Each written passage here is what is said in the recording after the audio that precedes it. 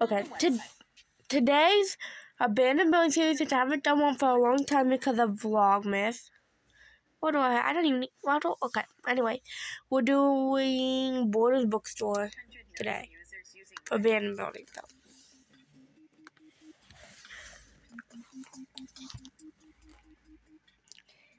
It's hard to believe that Borders has been gone since 2011. I used to see these stores. 2011? I don't even know how old I was. I was born in 2008. I don't know tell you when I was born. But yeah. Why is it that I'm always feeling?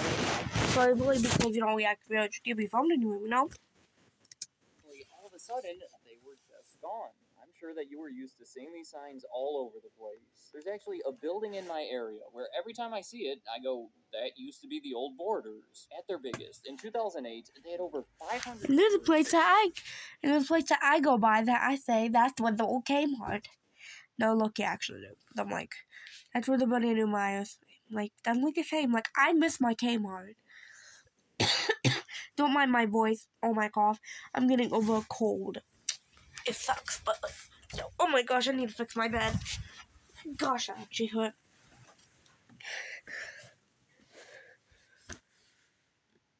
Temple.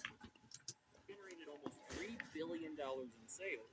For the longest time, they were labeled as the second largest bookstore behind only Barnes & Noble. There were some other large ones such as Books A Million, but these two really seemed to stand out above the rest. But sadly, Borders did go through bankruptcy and completely shut down in 2011, yet Barnes & Noble lived on. So today, I want to talk about what happened here, how Borders grew to that size, and where things went wrong. The name Borders comes from its founders, Tom and Louis Borders. In 1971, they were students attending the University of Michigan in Ann Arbor. Considering that it was a college town, they figured that it would be the perfect area to open a bookstore. It was nothing like the 30,000 square foot stores we tend to associate with Borders. It was a much more modest 800 square feet that sold primarily used books. As they suspected, it was a big hit with the college community. The intimate, friendly environment proved to be popular, and within a few years, they were able to use the success of that original store to open new ones. They were in other U.S. cities, including Indianapolis and Atlanta. In the mid-1980s, there was a trend emerging in retail where companies were shifting away from the smaller store format that I just described in favor of opening these large superstores. Best Buy was doing it, Bed Bath & Beyond was doing it, and Borders was doing it. And stores that didn't start with a B were doing it too, I suppose. In fact, Borders is thought to have been the pioneer in the industry because they opened their first superstore before any of their competitors in 1985.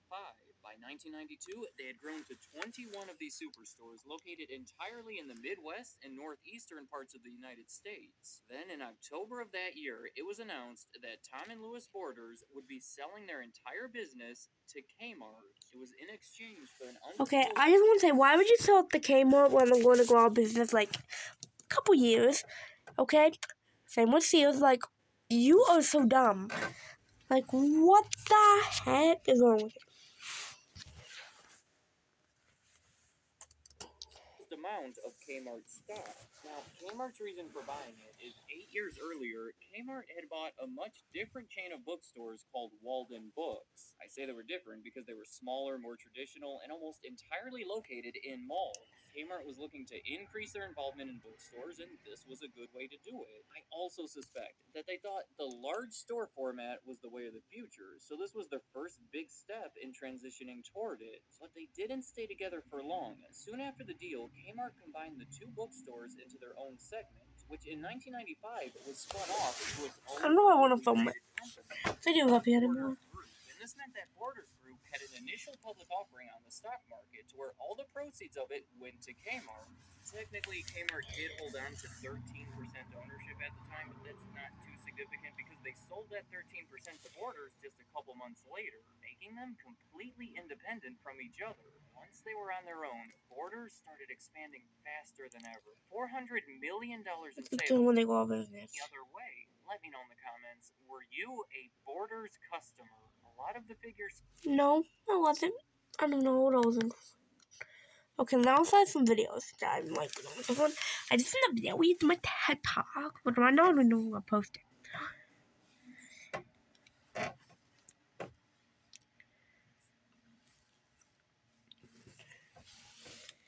My back is slipping hurting me now. It's looking bad. We can put that away now. Sometimes I will use my computer to react to videos. I think that's actually better than our lecture.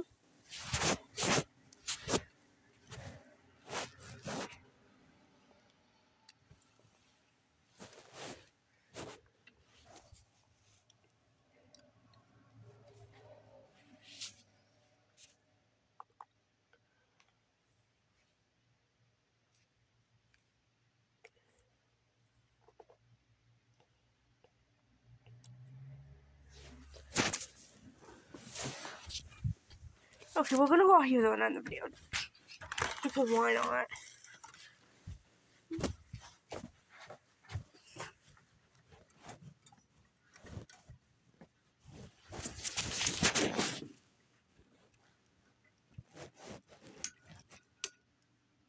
What the heck?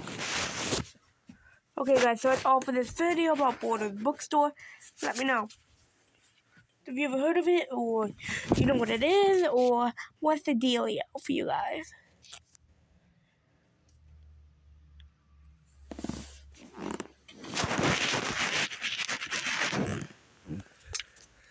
Let me know in the comments if the one will live chat.